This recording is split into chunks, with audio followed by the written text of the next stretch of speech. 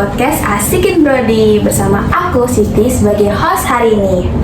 Nah, di siang cerah ini kita mau ngebahas topik yang trending terus nih di setiap tahunnya.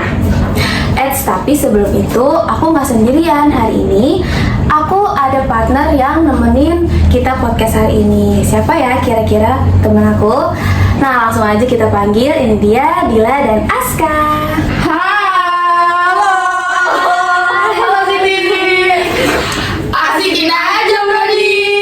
Oke, wah aku udah kenal teman-teman nih. Gimana kabar kalian? Alhamdulillah baik. Oke deh. Oh Siti gimana nih kabarnya? Selalu baik dong, alhamdulillah. So, sekarang kita mau bahas tentang yang happening banget nih ya. Tahun lalu itu pernah ada. Udah, kita langsung aja ya. Tingkah laku para imigran dan turis asing di Bali. Oke, sebelumnya kita masuk di question pertama. Kalian tahu nggak sih jumlah imigran atau turis asing ke Bali tahun kemarin? Wah, kurang tahu nih. Ada berapa emangnya? Nih, jadi aku udah lihat di artikel disparda.baliprof.go.id. Kepala Dinas Pariwisata Provinsi Bali, Cok Bagus Pemayun mengatakan saat ini jumlah kunjungan wisatawan ke Bali telah melampaui target. Waduh, dari catatan imigrasi, kunjungan wisatawan mancanegara ke Bali telah mencapai 4,8 juta loh. Sampai dengan akhir bulan November tahun lalu, yaitu 2023. Ini tuh update beritanya di tanggal 7 Desember 2023. Wow, banyak banget ternyata ya. Iya, nah karena jumlahnya yang banyak banget nih, pasti ada aja lah ya tingkah laku dari para turis ini. Aku searching di artikel Kompas saat diwawancarai di Kecamatan Ubud, Bali pada Sabtu 8 April 2023. Seorang turis asal Amerika Serikat yang bernama Natali, umur 48 tahun nih, mengaku udah tinggal di Bali tuh 9 tahun. Udah lama banget ya. Ia pun pernah bekerja sebagai pengasuh hewan peliharaan hingga agen perjalanan wisata. Itu gimana sih beritanya? Ada yang tahu nggak sih? Oh, jadi gini Siti, benar Natali ini tuh sering pindah-pindah negara, mulai dari Singapura, Thailand, hingga Indonesia. Jadi tuh dia punya 2 visa, ada visa turis sama visa sosial budaya buat datang ke Bali. Dan betul banget, Natali ini pernah menjadi pengasuh hewan peliharaan supaya dia bisa dapat upah dan tinggal gratis di Bali. Selain itu, ia juga pernah bekerja sebagai agen perjalanan wisata bersama pacarnya yang ternyata warga asli Indonesia. Terus kalau dilihat dari perilakunya udah gak kayak turis lagi, soalnya Natali ini udah berani nawar homestay. Kayak waktu itu dia pernah menawar homestay yang misalnya semalam itu 200.000, dia tawar jadi 150.000 per malam. Karena udah sering banget kan di Bali, makanya Natali itu mau buat kartu izin tinggal terbatas atau KITAS, tapi harganya tuh mahal. Untuk tinggal aja nih dia berani nawar ya, apalagi untuk membuat kartu yang nggak bisa ditawar gitu. Ibaratnya pasti dia susah dan harus mikir keras bagaimana caranya. Jadi tuh dia kayak kucing-kucingan sekarang sama petugas imigrasi Indonesia kalau visanya tuh udah mau habis. Tapi ya, selain Natali juga ada loh turis yang benar-benar ilegal dan udah kerja di Bali yang bernama Monica. Dan dia ini nih udah kerja jadi model di sana dan ditawarin jadi model di Bali untuk iklan di Facebook. Wah. Dengan jumlah harga dari 1,5 sampai 2 juta. Itu kan lumayan tinggi ya buat para turis yang datang dan dijadiin model. Dan apalagi dia tuh cuma punya visa kunjungan B211A sebagai turis yang harusnya dilarang buat melakukan kegiatan ekonomi. Tujuan ini nih dilakuin untuk buat bayarin semua aktivitas dia selama wisata di sana. Oh, terus itu 1,5 sampai 2 juta itu buat sekali pemotretan? Iya. Waduh, Cuan banget iya ya. makanya tinggi banget ya. Aduh, ada aja deh kelakuan turis itu. Selain petugas imigrasi yang pastinya kejar-kejaran sama turis ini nih, orang Indonesianya atau warga lokal Balinya tuh kok bisa ya se-welcome itu sama turis? Kenapa ya kira-kira? Nih yang udah dari artikel antropolog Universitas Warmadewa Denpasar, Ainurah Suryawan mengatakan fenomena turis asing ini disebabkan karena terbukanya pariwisata yang membuat Bali menjadi tempat singgah. Di mana kalian tahu nggak sih Bali bagus Wow banget banget ya, ya pemandangan betul. alamnya itu. Betul. Hal ini juga bisa menjadi bom waktu jika terus menerus dibiarkan. Terus nih yang kedua, menurut Murah, pemerintah lebih mementingkan kuantitas turis asing yang datang. Oh, gitu. Nah, selain itu nih ya, balik lagi seperti pertanyaan sebagian besar masyarakat Bali. Itu tuh, turis-turis itu tuh mengganggu warga lokal kayak padahal nggak semua turis tuh bawa uang banyak. Betul. Gitu. Terus juga kurangnya pengawasan dari Pihak keamanan. itu membuat faktor yang menyebabkan turis asing itu bertindak sesuka hati dan kalau dibiarin aja nih ya ini tuh bisa mengkhawatirkan karena nanti banyak lapangan pekerjaan yang diambil alih oleh turis asing. Iya, betul juga. Betul banget sih. Bener juga ya, banyak berarti sebagian besar tuh negatifnya banyak ya. Terus faktor penyebabnya juga ya lumayan banyak ya. Terus sama ada video nih yang viral di salah satu platform media sosial. Kita lihat dulu videonya, check this out.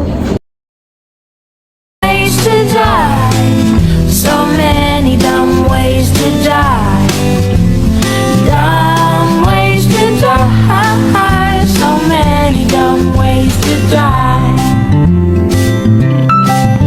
Get your toast out with a fork, do your own electrical work, teach yourself how to fly. Nah, jadi ya di videonya itu turisnya tuh naik motor. Ya bener sih ya, yang mengendarinya tuh pakai helm. Tapi yang diboncengnya itu yang nggak pakai helm dan malah pakai pakaian yang terbuka. Aduh, parah banget ya. Jujur sih di Indonesia juga banyak yang nggak pakai helm, apalagi terutama aku karena Iya, betul. dan jaraknya juga dekat, jadi Iya. kayak buat pakai helm tuh mager dan nggak ada polisi guys. Terus juga, tapi lebih ini sih yang meresahkannya itu turis gitu. Dia Iya. nyawa motor seharusnya mematuhilah Aturan yang negara, ada. iya, di negara yang dia kunjungi. Apalagi pakaiannya tuh enggak Nggak safety banget gak sih? Iya. Kita kenapa-napa kan? apalagi di sana tuh Bali udah yang menormalisasikan baju terbuka. Apalagi banyak sekarang tuh turis-turis yang jalan aja tuh nggak pakai baju. Iya, aduh, kayak parah banget Parah ya sih banget itu. Nah, nyinggung yang tadi kamu bilang tuh ya, itu paling parah banget nih. Aku juga dapat lagi nih artikel di Travel Detik. Turis ini tuh dari Rusia, dia tuh inisialnya DS. Nah, DS ini keluar villa tanpa busana. Aduh, udah gila banget sih kalau menurut aku ya. Karena peristiwa itu jadinya warga sekitar tuh langsung telepon polisi lah ya, langsung ditindaklanjuti dan juga langsung polisi tuh koordinasi sama pihak imigrasi setelah nangkap si turis ini. Kejadiannya itu hari Rabu bulan September tahun 2023, tepatnya di jam 9:22 waktu Indonesia Tengah. Kronologinya gimana sih tuh? Nah, kalau aku baca sih ya, jadi kronologinya itu turis ini jalan dari villanya nih. Terus dia terus ke bengkel, namanya bengkel Las Martabudi yang ada di sana. Terus DS ini tuh nggak bicara apa-apa dan sempat berdiri di pinggir jalan selama 30 menit. Aneh banget gak sih kayak gitu? Menurut dia nggak pakai busana gitu ya. Terus dia nyebrang deh. Nah, DS ini tuh sempat masuk villa karena dia tuh tahu ada petugas kan. Tapi untungnya dia langsung ditindaklanjuti tuh, ya langsung diamankan. Waduh, ada kelainan jiwa kali ya. Terus faktanya si turis itu kenapa? Kalau untuk kelainan jiwa sih kurang tahu ya, tapi nih turis ini tuh akhirnya ngaku nih kalau dia tuh diundang sama temennya ke Bali dan udah 1 hari, satu hari lalu di hari Selasa ya kan. Dan dia juga mengakui memiliki riwayat penyakit tidur, jadi dia tuh kayak punya ya bisa dibilang kelainan juga ya, penyakit tidur berjalan dan saat itu dia juga sedang mengonsumsi obat dari resep dokter gitu. Ngeri banget sih ya, Iya, ngeri banget sih. kita. Oh ya, selain itu aku mau nanya juga nih ke kalian. Di antara kalian nih, ada nggak sih teman yang tinggal di Bali? Jadi menurut teman kalian nih, survei langsungnya tuh gimana sih kalau kondisi di sana? Nah teman-teman, jadi temen aku termasuk yang punya temen di Bali. Nah, dia itu aku juga nanya nih tentang turis atau imigran yang datang atau menetap di sana itu gimana. Jadi kebanyakan sih emang mengganggu, apalagi yang di pantai-pantai itu suka ada pedagang yang bikinin tato. Bisa kalian lihat juga sih di platform yang Banyak juga ya yang bilang. Terus habis itu juga kayak itu tuh dia maksa, padahal pedagangnya mau, tapi coba diomongin baik-baik. Tapi ini enggak, ini malah maksa. Dan juga apalagi ya itu sih berkendara dan memakai busana. Atau Aska tahu karena Aska udah pernah jalan-jalan guys ke Bali.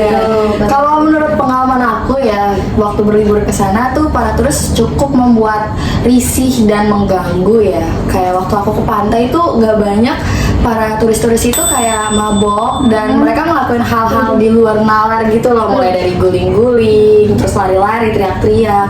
Dan itu menurut aku cukup mengganggu warga Indonesia yang nggak pernah lah. Iya, nggak pernah ngelatih gitu Iya, ya. jarang banget kan. Nah, menurut aku sih itu sih. Oh gitu ya, berarti kayak aduh ngeri banget ya. Apalagi tuh teman-teman kalau bisa kalian tahu di Bali tuh dari ujung ke ujung kalau malam diskonya. Diskonya rame banget Parah sih. banget, itu udah bener-bener luar logika banget sih ya kayak gitu ya.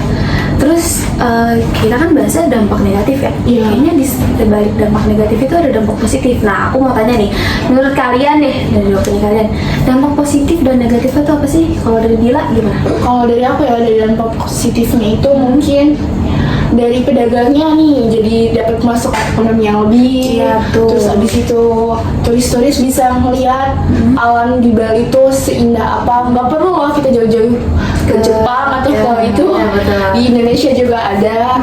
Terus habis itu lebih kayak kita bisa memperkenalkan budaya Indonesia dan melestarikannya. Apalagi budaya Bali itu banyak banget yang bisa Pasti. dilestarikan. Oke, berarti ya memperkenalkan lah ya ke mancanegara. Terus kalau dampak negatifnya Kak? Kalau dampak negatifnya ya kayak tadi tuh, mulai dari warga-warga turis-turis Bali yang meresahkan, mulai dari berkendara motor, berpakaian, hingga mabuk di pasar, pantai. di pantai, iya. Itu tuh cukup meresahkan dan mengganggu sih. Itu menurutku dampak negatifnya. Oke, jadinya ya banyak ya turis-turis Bali itu yang nggak ikut aturan ya, yang menyimpang banget gak sih? Harusnya tuh kita ya sebagai warga asing tuh harusnya ikut aturan yang kalau kita lagi tempatin di sini ya harus ikut kan? Kalau misalkan kita ikut aturan juga pasti bakal aman-aman aja nggak sih? Bahkan mungkin dampak positifnya lebih meningkat ya. Nah, karena banyak turis yang meresahkan itu, jadinya Kepala Dinas Pariwisata Provinsi atau Kadispar Bali, Cok Bagus Pemayun mengabarkan pungutan kepada turis asing yang masuk Bali diterapkan mulai tahun ini, tahun 2024. Jadi Bagus Pemayun menjelaskan bahwa penerapan tarif masuk Bali itu merujuk amanat dari undang-undang yang memperbolehkan pungutan kepada wisatawan asing. Jadi dalam peraturan ini dapat melakukan pungutan wisatawan asing tujuannya untuk perlindungan kebudayaan dan lingkungan alam di Bali gitu. Jadi kayak ya ganti rugi lah ya. Awalnya peraturan terkait pungutan ini tuh direncanakannya mulai pada 1 Juli 2024. Tapi pihak DPRD Provinsi Bali menginginkan untuk secepatnya lah ya untuk disegerakan menerapkan peraturan ini. Nah, nantinya pungutan kepada turis asing ini diberlakukan dengan tarif 10 US dollar atau sekitar 150.000 dengan anggapan kurs 15.000 per 1 US dollarnya. Wah, bagus sih karena itu bisa membuat efek turis-turis yang meresahkan itu lebih mematuhi peraturannya. Iya. Karena kan dia kan dari luar gitu. Iya, makanya. Setuju banget sih kalau itu dilakukan. Betul. Oke. Kalau dilihat waktu nih ya, sebenarnya kita udah lama nggak sih kita ngobrol-ngobrol banyak hal ya, mulai dari kejadian para turis yang ada di Bali, terus juga berita sebenarnya dari postingan viral di medsos, dampak dari adanya turis dan imigran ke Bali, serta tindak lanjut dari segala hal yang dilakukan oleh para turis dan imigran. Wah, semua udah dibahas nih dari awal sampai akhir, udah kita bahas semuanya ya secara rinci. Terima kasih kepada Dila dan Aska yang sudah menyempatkan diri untuk jadi partner saya hari ini. Terus sehat-sehat terus ya, lancar-lancar terus sekolahnya. Terima kasih banyak loh. Terima kasih juga kami ucapkan kepada para penonton podcast. Semoga apa yang sudah kami bahas hari ini bisa memberikan banyak wawasan lagi untuk kita semua. Oke, saya Siti, Saya Dila. Saya Aska. kami bertiga pamit undur diri. See you at the next podcast. Bye.